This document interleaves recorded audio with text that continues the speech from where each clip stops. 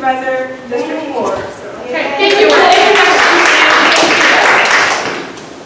So thank you all for being here. I think really my big message, I'll keep this brief, but the work that you're doing as leaders in our community, as voices for our future, it matters.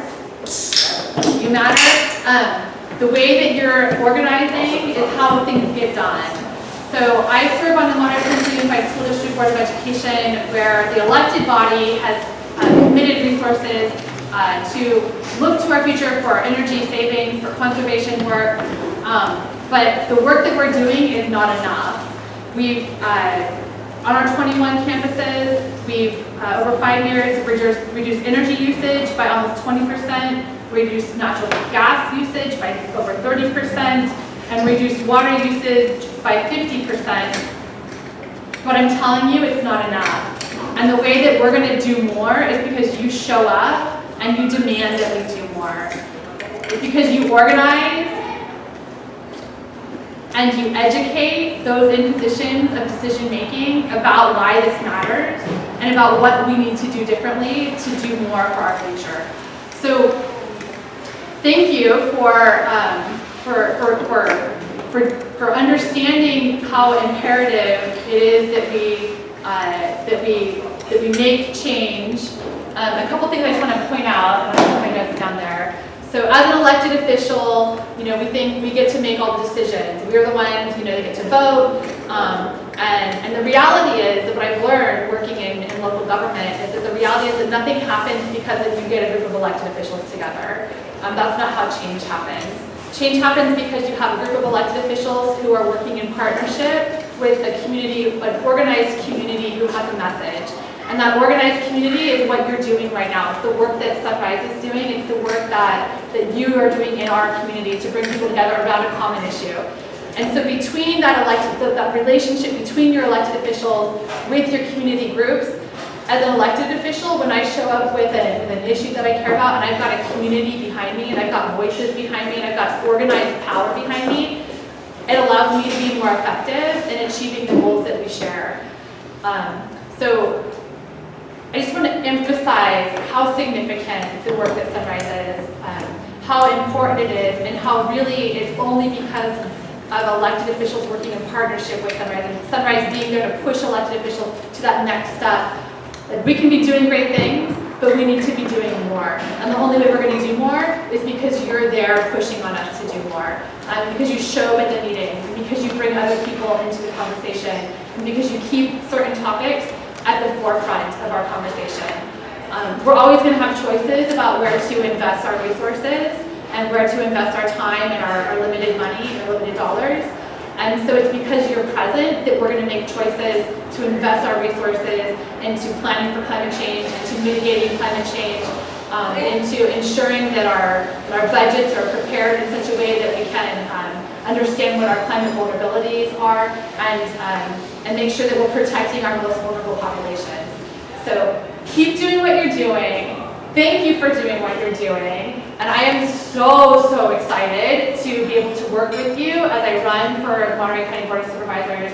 And I'm thrilled, looking forward to the future possibility of working with you as I sit on the Monterey County Board of Supervisors. So thank you for having me today, and I look forward to continuing our relationship. Woo!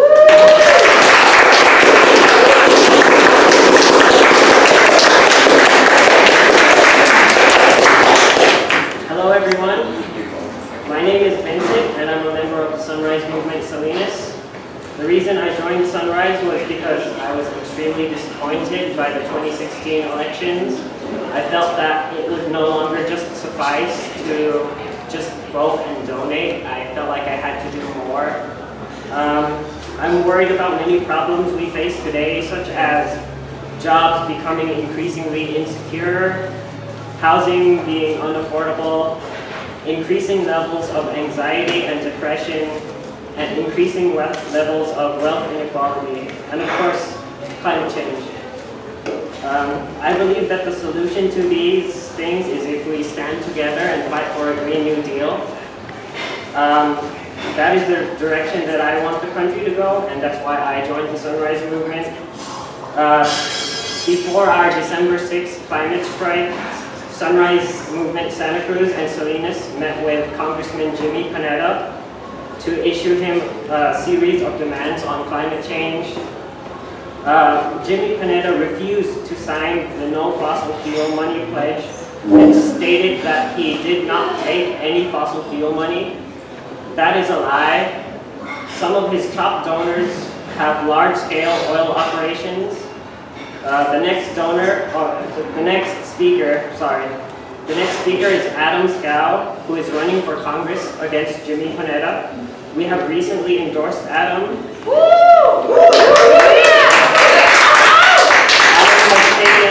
Adam has taken the no fossil fuel money pledge, and he supports the Green New Deal, sustainable agriculture, and Medicare for all. I'll let Adam.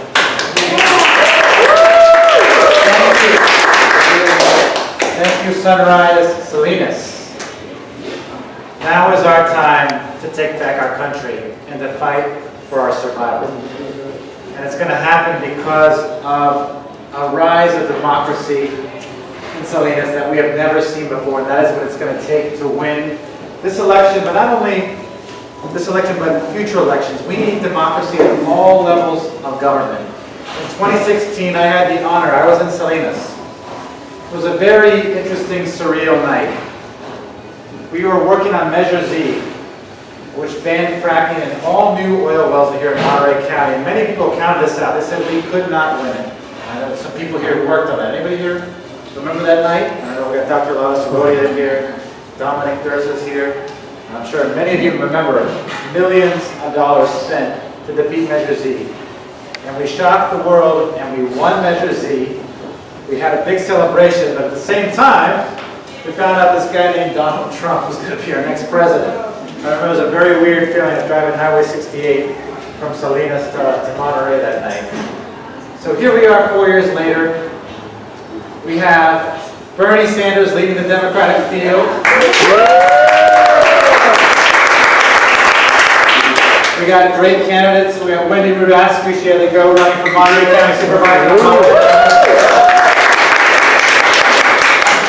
And it wasn't the master plan, but I am running for Congress to champion a Green New Deal so we can have a future for every generation so that humanity can continue. Because that is exactly what is at stake in this election and every election that comes after it.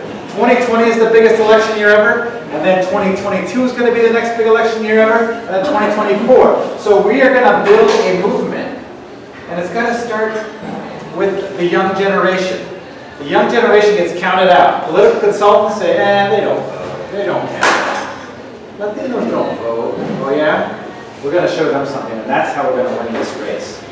My opponent, Jimmy Panetta, his climate bill exempts factory farming and actually pays oil companies to try to inject carbon dioxide underground while they continue to drill. He refused to support Measure Z. He refused to support Measure J in San Benito County to ban fracking there. In 2014, I worked on that campaign. And he refused to support Measure J on the Monterey Peninsula to win public water ownership, as the community there has long suffered from private water ownership. This is not a time to duck.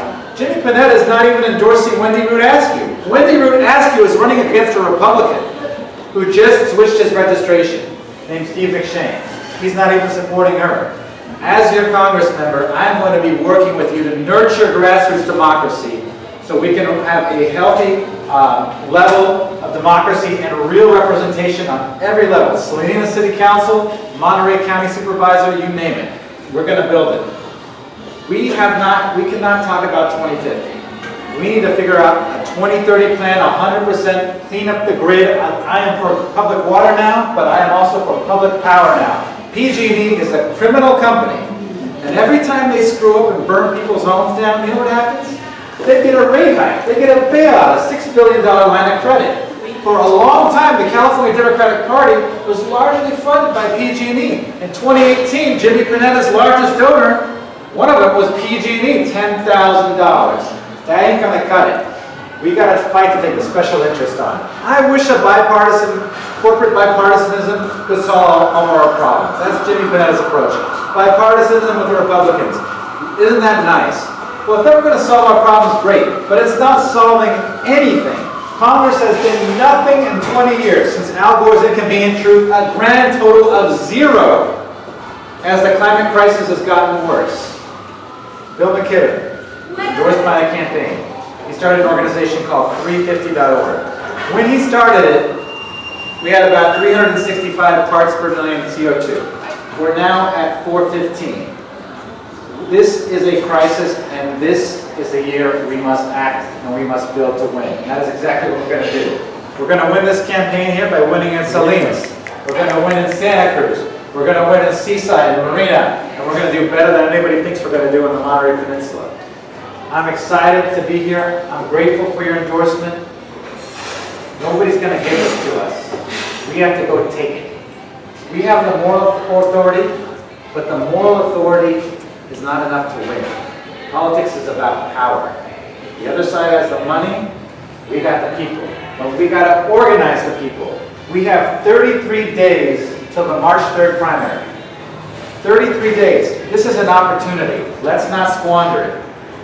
And after those 33 days, we will have another party. Get ready to go work for November. We're going to pace ourselves. We're going to celebrate, but now is the time to fight. There's no time to be depressed, as you know. Not time to be depressed. It is a time to unite, to talk to our neighbors, to talk to our fellow high school students.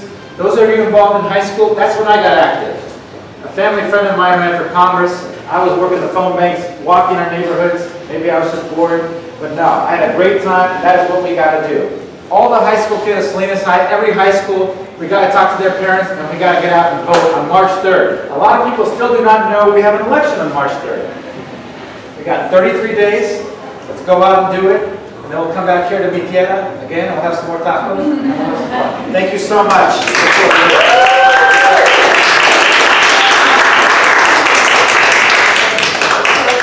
Before we start, we would like to acknowledge that we are gathering on traditional lands of Malone, Rumsen, and Amamutsun people, both past and present. I pay my respects to the land and to the people who stewarded it for generations. These people had to endure violent prosecution by settlers and California state-sponsored racist policies towards Native Americans. The Costanoan Rumsen tribe moved to Southern California and found work on the ranchos in 1864.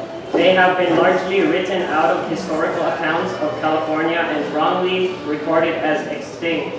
Today, the Costanoan Rumsen tribe has over 2,000 members, letting others know of their continued existence, concern for the environment, and the desire for unity amongst all peoples.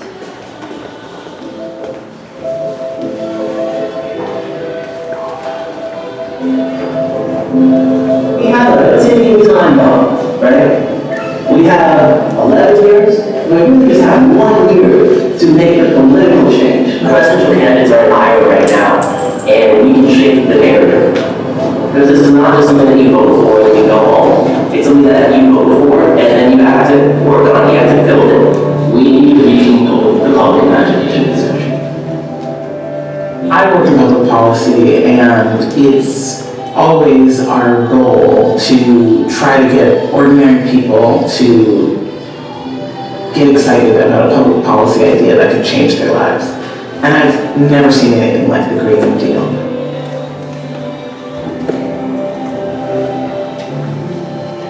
Well, it's been 10 years since the Green New Deal was implemented. Massive people protested. All lost their jobs, and change started across the land like a tidal wave. I am proud of all of you in this long and fruitful battle for equality and advancement.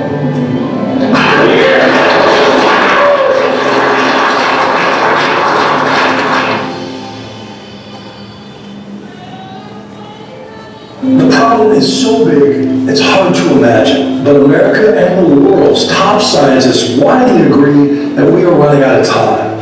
That mankind has as little as a dozen years to stop burning so much carbon and save life on Earth as we know it. The climate system determines everything that happens on the surface of the Earth. How hard the wind blows, what the seasons look like, how much food we can grow, how high the sea level rises. The planet's never been as hot as it is today when there were humans around to walk on it. And that means that everything we've ever known as a species, all of that is the result of the climate conditions we've already entirely left behind. If we're headed on the path that we're on today, nothing like the life that we live in, that we enjoy and experience today, will be possible 50 or 75 years from now. This is different from other crises or issues that we face because it comes with a time limit. 30 years ago, we were issuing warnings about what would happen. Now we're just issuing bulletins from the front lines. Roofs, fields from buildings, debris flying. Structures collapsing.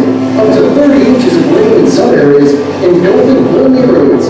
Fire officials say it began as a campfire that grew out of control and quickly burned several thousand structures in its path as wind gusts up to 33 miles per hour fed the flames. I can feel the heat here. This is insane. Holy oh, you can feel the heat. Oh, this is crazy. We've brought the fate of the planet into doubt in the space of a single generation, and we have about that much time to save it. A new generation of activists are now forcing the issue in the halls of Congress. I remember when I was first getting involved in the climate movement, I would lie there awake for hours and just feel this like rising anxiety in my stomach, in my gut, in my heart, just feeling this like overwhelming and sinking sense of despair that where we were at wasn't even close to enough to solve the greatest issue of our lifetimes. One major Democratic priority, energy and climate change legislation, was left by the wayside. The effort stalled amid competing priorities like health reform and financial regulation. Where does climate change rank in terms of priorities of how people vote? Climate change is not a real intense issue for a lot of people. People oftentimes think climate change is an issue that's impacting us 30, 40, 50 years into the future. I can't think about that right now because I'm thinking about my mortgage, my kids. A lot of the people who ended up starting Sunrise and were part of the core leadership were politicized and first got engaged in movement organizing in the era of parts per million and polar bears. Like that's how we were talking about the climate issue. We needed a new story for the climate movement. We're telling a story that we think the greatest number of people in this country will see themselves in, which is a story about people in the fight of our lives. Blame is not equally shared. There is a small handful of greedy billionaires who have been driving us towards catastrophe for decades. If we can unite by the millions, if we can build an army of young people, we can win solutions at the scale of the crisis that we face. I went to my very first launch training at Sunrise, and I remember we were in this little basement room, and we talked about the scale of the climate crisis and the inaction of establishment politicians, and we have this yellow slide that says, "So we got to take over." And I remember being in this little room with 30 people and being like, "Oh my God, how are we going to do that?" Democrats will win the majority in the U.S. House of Representatives. I remember this so clearly as an article came out. The title was "Dems Stamped Out Hopes on Climate Action." That was our whole mission, was to be able to make at least the Democrats care about the climate crisis and make it a top priority, and was giving every sign that that was not going to be true. We realized that we had to do something to make an intervention in the Democratic Party. I remember when I got introduced to a couple of friends, and they were young climate activists. And they were telling me about this crazy idea that they had to sit in on the soon-to-be speaker's office demanding that a big, bold action. And I was like, well, I don't know why the heck Nancy Pelosi would listen to you. In the depths of despair, we also have one of the greatest opportunities in front of us as well. The thousands of people that we can move, the millions of people that we can reach, can actually build a force powerful enough to transform our society and economy over the next decade. I really believe that that is possible.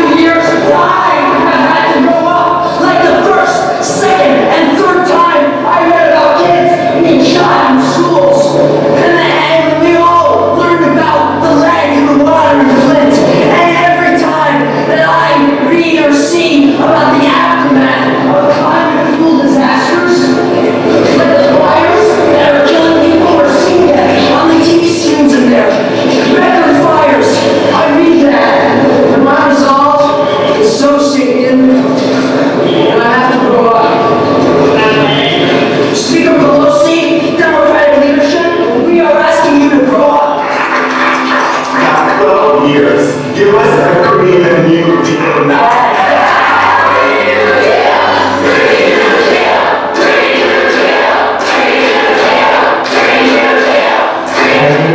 Running hallway, like beating people in songs, and feeling the weight of like 250 voices at my side was one of the most powerful things I have ever experienced.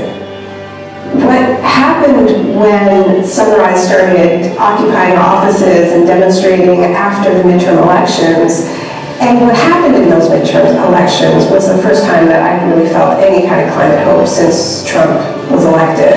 They call themselves the Sunrise Movement, and after dozens were arrested for occupying the offices of top Democrats, dozens of top Democrats are now singing their song. Let me thank the young people of this country for leading the effort against climate change. This younger generation, they're just fed up. I think now we have an army out there. You and other members of the Sunrise Movement are going to be the ones who are going to receive the credit for this change. You have forced those in positions of power to do the right thing. I think what's really captured people's imagination is that they started leading with the yes, like the vision of the post-carbon economy, and that's what the Green New Deal is. The original New Deal helped pull America out of the Great Depression with massive public works projects, dams and grids and a civilian conservation corps over 2 million strong. But it also set up a modern welfare state. And so the Sunrisers are demanding not just clean power, but Medicare for all, resettlement funds, and climate-related jobs. The Green New Deal is an economic vision for the 21st century. It is a plan to tackle the twin crises of our lifetimes, that of economic inequality and that of climate change. Getting off of fossil fuels is essentially like changing the foods that we eat as a society. That's a huge transformation. And so this is about making sure that we transform it in the ways that millions of Americans have been asking us to do for a long time, which is to make it a country with better jobs, with more jobs. An opportunity for a reignition of the American engine of prosperity and also a sort of healing of the soul of America that is now as divided as it's been in my lifetime. The Green New Deal isn't just smart economics and smart climate science, it's also smart politics. Show me what the constituency is for a climate austerity where everybody's lives are a little bit worse and a little bit harder because of action on climate change. Right now, you have half of American families that couldn't pay a $400 bill without going into debt or selling something. And so this is not the time to say that climate change is going to cost working and middle class Americans even more when we know that there is plenty of money at the top. I grew up in Florida. I grew up with 5 hurricanes a year sometimes. People report on the death tolls. People report on the houses that we watched to see. But what they wouldn't be there for is everything that happened later on. And so if you weren't able to afford to repair your shingles 5 times a year, you get a hole in your ceiling. And that hole would get bigger every year and every hurricane. And we got a hole in our ceiling, and I would come home from school sometimes and the water would be up to my ankles. And then the hole would get bigger. And then we lost all of our furniture because of a trip on the furniture. We just had a bigger living room and that hole would get bigger. My family was poor. We couldn't repair this hole. We had no hope of repairing the hole, so we just ignored it. And if I would ever talk about it, my mom would get angry at me. We're not supposed to look at the hole. It's just there. We just live with it. And I hated environmentalists. Like, you have to realize, growing up in Florida, we hated Al Gore. We hated environmentalists. We despised the people who told us our state was going to sink into the sea. I don't have time to worry about the apocalypse. I gotta worry about the end of the month. The transformation that's needed in order to create a Green New Deal is going to look different in disinvested neighborhoods in Indiana versus coastal cities and towns in Florida and the Gulf. And so what's exciting about it is the possibility of inviting Americans of all stripes and say, what would it look like for you to have a role in reshaping our economy and saving a planet for your children and your children's children? To ask Americans, what do you want to see? What are you willing to do? And I think the answer will be beautiful. I'm an accidental environmentalist. For me, as a doctor, as somebody who's always focused on public health, I'd always say, look, you've got babies dying, we should be focused on that. I never really appreciated how fundamental the environment was. until I became health commissioner in this city, in Detroit. And in my role, I saw exactly what it was that was causing climate change as it was being funneled through the lungs of small children. Right now we have an energy system that predicates our ability to light our spaces and to drive our cars on taking stuff out of the ground and then burning it into the lungs of our children. And in this city alone, our kids are 3 times as likely to be hospitalized for asthma than the state average. And that has everything to do with the kind of air pollution that we see coming out of smokestacks. Not only will climate change devastate the very space we call home on this globe, but also the means of climate change is hurting people directly in local communities that are industrial, like the city of Detroit. It's hard. It's hard when you have a child that's born with compromised lungs. Where we are today, we're here in Southwest Detroit, 4217. This is an area where many African Americans came north to find jobs at the oil refinery, at the automotive industry, and the steel mills. This was the first area that African Americans were allowed to come and buy homes. We have more than 33 heavily polluting industries that are located in the Southwest Detroit area. Over the years, Southwest Detroit has seen a serious rise in cancer. And I mean all types of cancer. Lung cancer, pancreatic cancer, brain cancer, stomach cancer, where community and the people that have been marginalized have been ignored and left behind.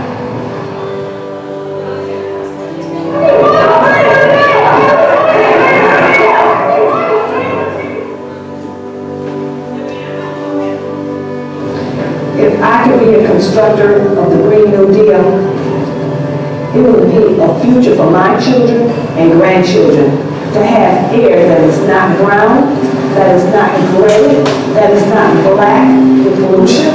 The poor would have equity. That's what the Green New Deal would be if I could construct it. The good news about the Green New Deal is that the substance, the idea that we should take on climate change by creating jobs, rebuilding American infrastructure, and promoting greater social justice and equity is broadly popular. The challenge is that we are up against the most powerful propaganda machine, arguably in the world, and that's called Fox News. Democrats are unveiling their radical, extreme Green New Deal today, eliminating cows in the next 10 years. When we talk about getting rid of air travel in the United States and rebuilding every building. And the thing that's been most dispiriting is that a number of prominent Democratic leaders have not come to the backs of the climate movement that has been pushing for the Green New Deal. A number of our older leaders, people who have the experience of losing to Reagan in the 80s, are very scared to stand up for the things that they believe in. I'm asking if we're trying to present this letter that we've been, Senator Feinstein. We are trying to ask you to vote yes on the Green New Deal. The reasons why I can't, because there's no way to pay for it.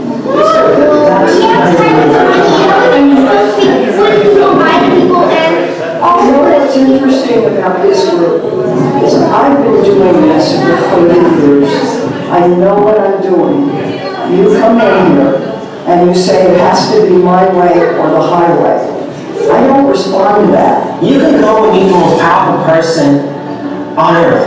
You can be the senator of the United States of America, and you can ask them to make a change. You can ask them to change the country.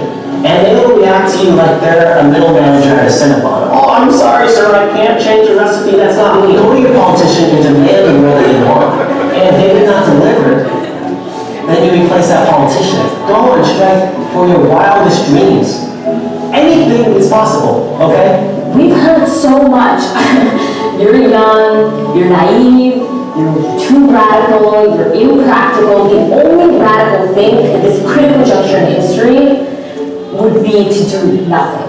I think about in 1960 when they started doing the student sit-ins, that was a massive confrontation moment that turned society on its head. it was extremely disruptive to everyday life.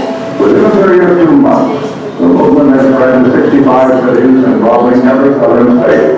We need to have that level of activity and even bigger going on now around the climate crisis. It's all building towards a ability to execute a mass disruptive movement and sustain that going forward such that it can force concessions to prevent the decade of the Green New Deal. I think there's something extraordinary going on globally with young people. Young people are finding their fire, right? The world is waking up, and change is coming whether you like it or not.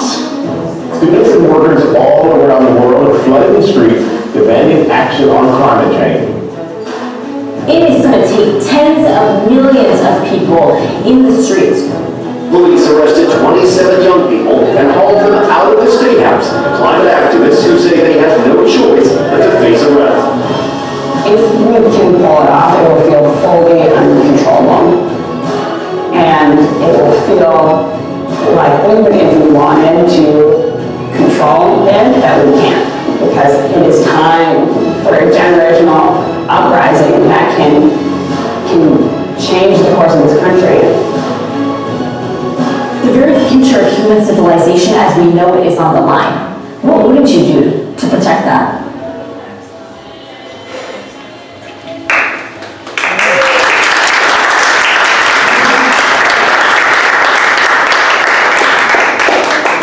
So while we're waiting to watch the next video, I'm going to be talking in between this. Hi, I'm Gina McDonough. I'm a senior at Salinas High School, and I joined the Sunrise Movement I believe in September 2019.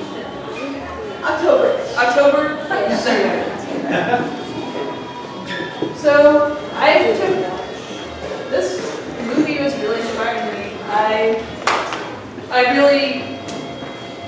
really appreciate the idea that we as a people need to unite and basically try to talk to our politicians about what we need for our world. We really need to make sure that we establish that we need jobs we need to establish reusable energy for this country. We cannot be sticking with oil, like energy from oil and gas. We need to unite together. I don't like the fact that we spend so much on the military. The crisis in Iran that happened earlier this year, terrible. There's so much money that goes into that, and I feel like it's time for us to unite together and realize that we need to put more money into things that will be able to help our people, things that will be able to help people rather than just attack the other, rather than using it to attack the other people around the world. So the fact that the people, thank you so much for everyone who came out today. The fact that you're here trying to learn more about this and unite together to help us spread our cause to people means a lot.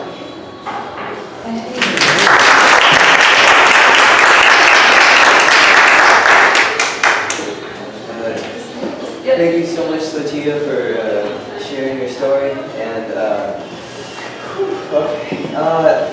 so we just watched 15, 20-minute video. Let's take a minute to just impact all that. Please turn to the neighbor next to you and just share your name, pronouns, why you're here today, and just how did that make you feel? What are you feeling right now? So, would anyone like to share anything interesting that was said? Okay, what I found interesting about the video is that it was really inspiring because basically showing how there's a lot of people throughout the country and throughout the world who are still fighting this crisis and big numbers. We were talking about the challenges of talking to people who are apathetic or don't agree, and my opinion was that every conversation you have, even if you don't convince the person to come your way, it plants a seed in them, and it's powerful. Because these will, every time you talk to them, or every time someone talks to them, it influences them. So the hardest time is right at the beginning, like what all you guys are doing now. And you build a groundswell and then suddenly it takes off. But that beginning part, it kind of looks like maybe nothing's happening, but it is. And you have to have confidence that that's gonna carry forward. Very cool. I think that it's also important that the Green New Deal addresses like the fact that we need to kind of help low-income areas, like really low-income areas kind of rebuild themselves so that they're safer for young people, and you use renewable energy to be able to not waste any money.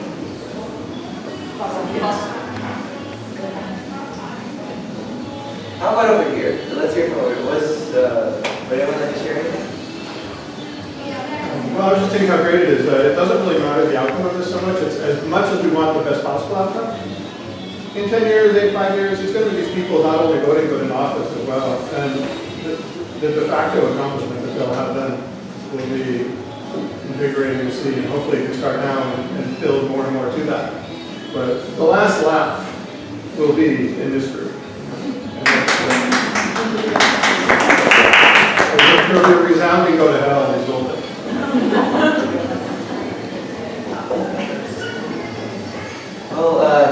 Well, is there anyone else that'd like to share anything last minute thoughts? Not to like Green New Deal over there because I feel like I'm talking about that. But I just think it's really inspiring to see that you've been doing this since high school parent over here and you're still doing it, and it like helps. It's kind of hard to like envision a future like being that growing up and like experiencing people like this climate change. And, it's hard to imagine like what would be like in 2050 because you keep this image in your head of like it will be in 2050. But I think just like it's reminded that we all have to keep fighting, and it's like even if we get a Green Deal, we still have to like fight as a people and keep fighting for what we want for life change.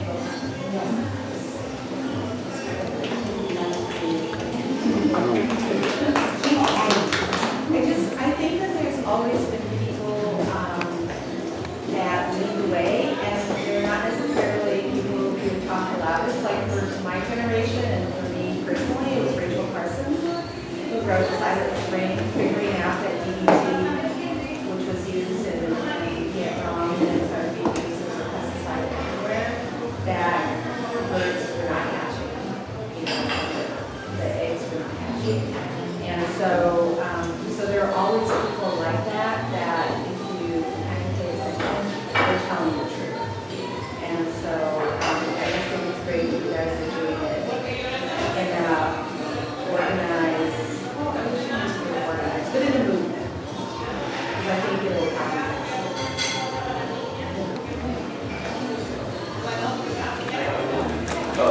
Anyone more? I think it's really annoying that no one really pays attention to kids. Like we saw in her office, like they were asking her very politely, and she's just like, "No, you don't know anything."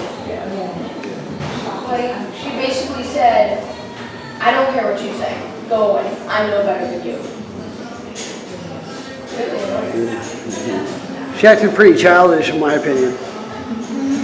So we talked about how it's important to protest or do a sit-in at some politician's office, it's also much more scarier to them if we go out and get more people to apply pressure. So that's things like knocking on doors, canvassing, having conversations, getting more people involved, and it's something that should be focused on, especially now since people are basically gonna vote pretty soon, so now's the time.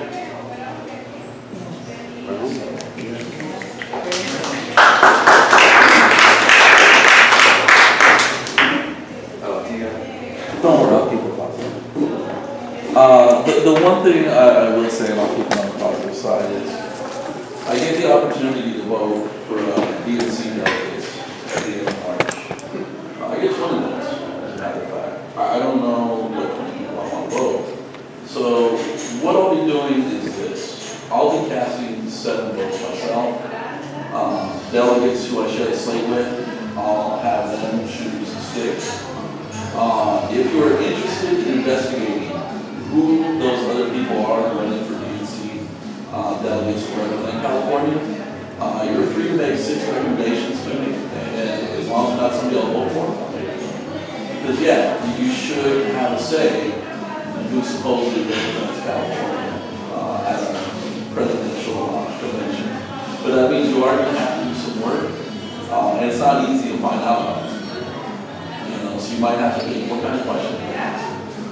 What is it most important to you that somebody represents when they go to Milwaukee this summer and cast their ballot for president as delegates? So you got six votes for it.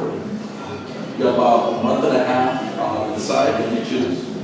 You don't have to if you don't want to. I understand about 50 to 60% of young people don't even register as Democrat. If you want to use the choice, by all means, I'll share the information with Mateos and Emma about how you can find out more about them. And then if you got recommendations, let me know. What am I going to do 20 votes? Yeah.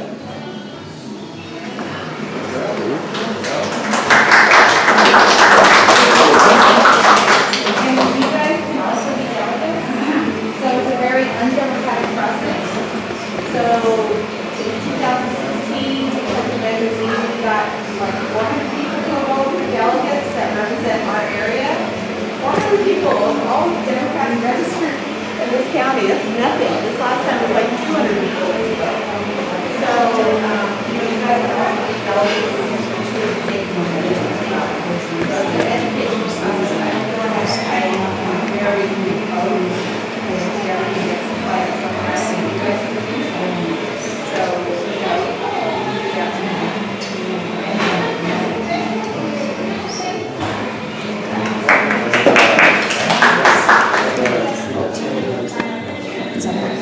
Okay, so Sam is also summarizer, is just going to give a little speech right now, but after this we'll just segue right into our next video. That's it. I'm Sam from the Sunrise Movement. I'm just going to have a little speech about why I joined. I joined Sunrise because of our planet. I think that the government is not doing nearly enough to help with our climate crisis, and they dismiss us. They say we're too young, and because we're young, our opinions don't matter, but they do matter. And we need to fight for what's right for our planet, because if we don't, the government won't either. And at this point, that is not an option. That will not work. Climate change is my #1 priority, because if we just focus on the smaller issues, the more present issues, they aren't going to matter in 10 years and 20 years if the climate crisis keeps going.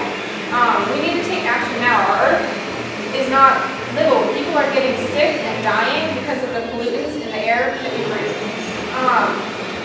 Sunrise is a way to make our voices heard, even if we're young, even if we can't vote.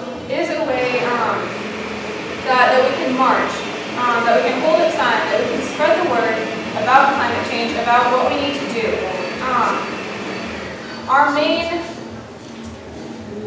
The main thing we have going for us is the people.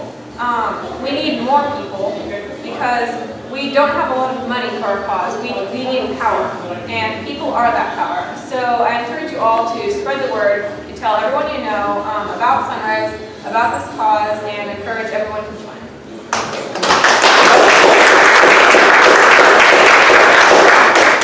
Picture this. It's December 2020, 11 months from today.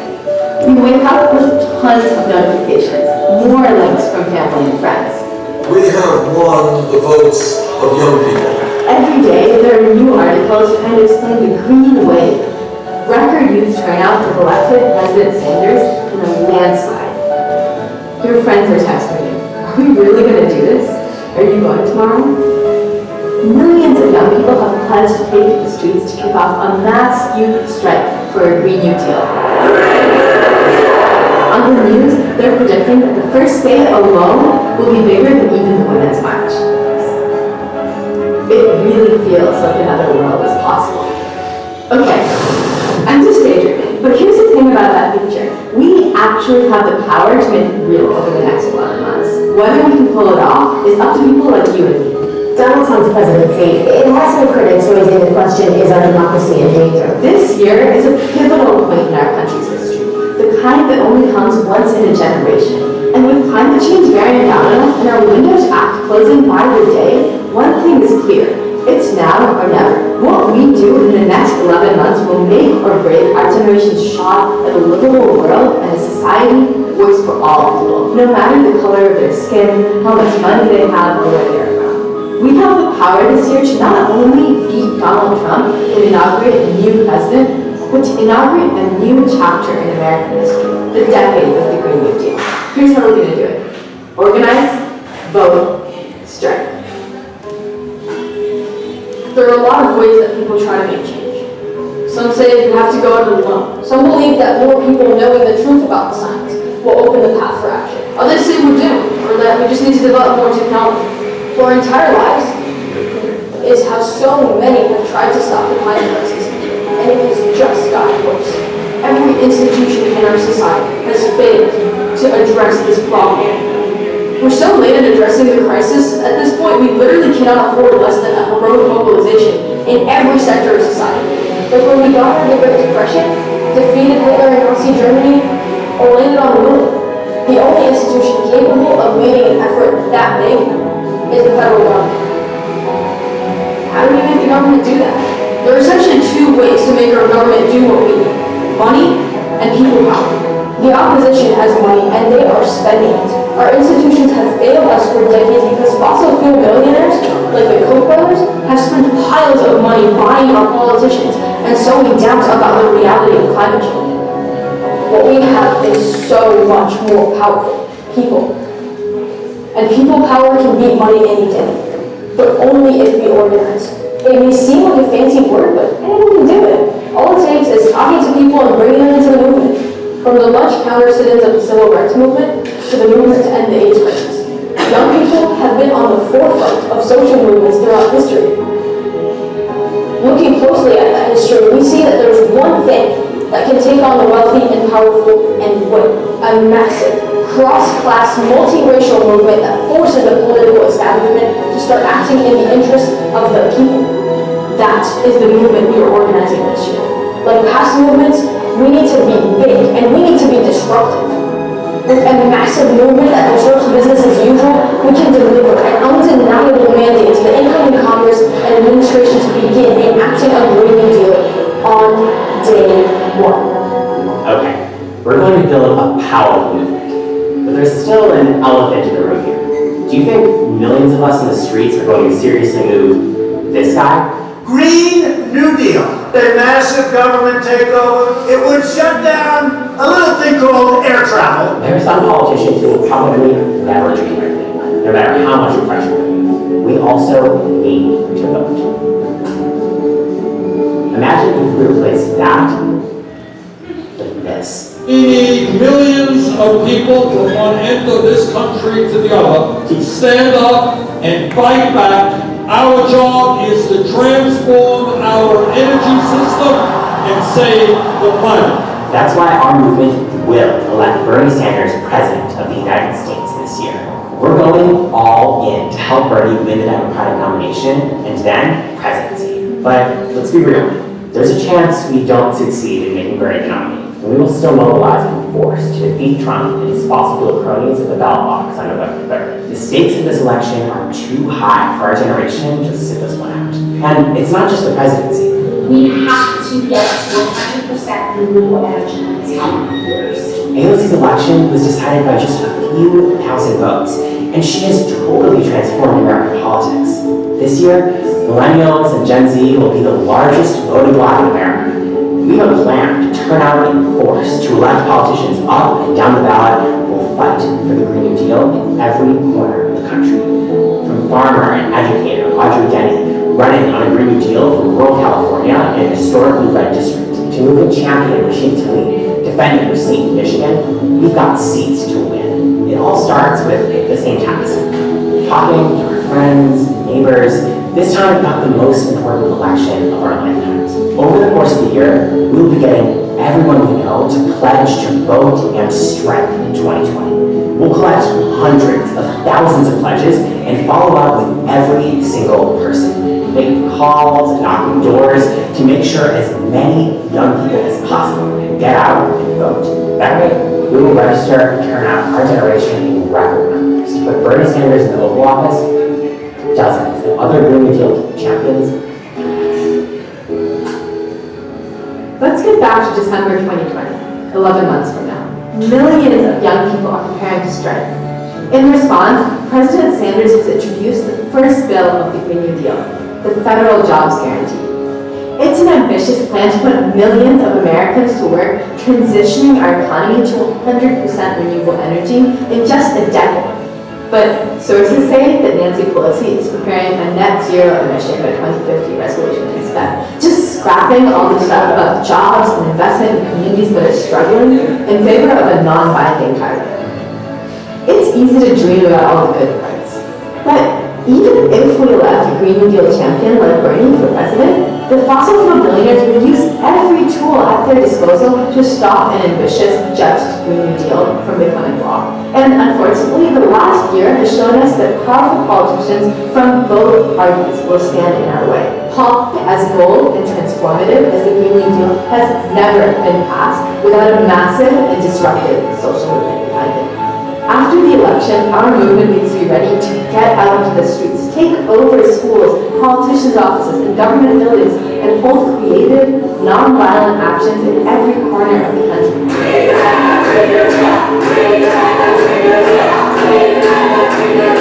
And we aren't just talking about one march or one afternoon. We are talking about millions of people participating in massive strikes that bring society to a grinding halt. Building a huge, powerful movement capable of doing that starts right now. There's one day, in just a few months, where everyone will already be talking about climate change. It's going to be an unprecedented opportunity to bring thousands of new people into the movement. A unique day in America is presenting, a day set aside for a nationwide outpouring of mankind seeking its own survival. I'm talking about Breakthrough. This year is the 5th anniversary of the original mobilization that turned 20 million people out into the streets on April 22nd, 1970. It was this revolutionary moment in American history that led to the largest sweep of environmental legislation that this country has ever seen. But Breakthrough has changed a little in the last 50 years. It's been captured by politicians and corporations looking for an easy photo op and an easy talking point about broad support for the environment. This year, we're going to take back Breakthrough. We'll join young people across the world for the largest climate strike yet. The biggest priority is to have strikes in as many places as possible. In our high schools, workplaces, universities, churches, and other institutions. And these strikes will bring home the urgency of this crisis and the hope of the Green New Deal to every person in town across America. If we pull that off on Earth Day, we'll push the Green New Deal to be the top issue in the 2020 elections and bring thousands of people into our movement, laying the groundwork for winning the Green New Deal in 2021. Organizing for that starts now.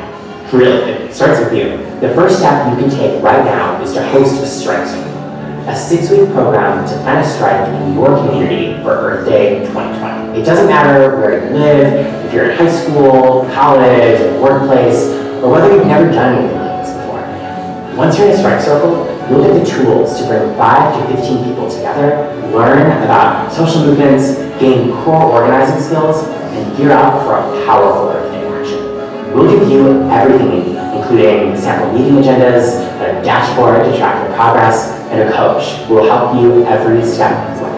Anyone can lead a strike circle. And we need strike circles all across America in order to become a movement that can win the Green New Deal. So to tie it all together, our plan this year is to organize, vote, strike. Right now, everything leads up to it, where we will pull off the largest climate strike yet. And then we'll turn toward the 2020 election and turn out our generation to vote in record numbers. And everything this year builds towards a massive youth strike following the general election to deliver an undeniable mandate to the incoming Congress and administration to enact a Green Deal on day one. It all starts right now, with you. Maybe this is unlike anything we've done before. If that's the case, strike circles are meant for you. And this moment in history requires all of us. At some point this December, you'll be thinking back to 11 months ago, about how you were sitting in this room, hearing about plans to take back our country and our future. How do you want to feel looking back? And more importantly, what will it feel like to look forward on that day?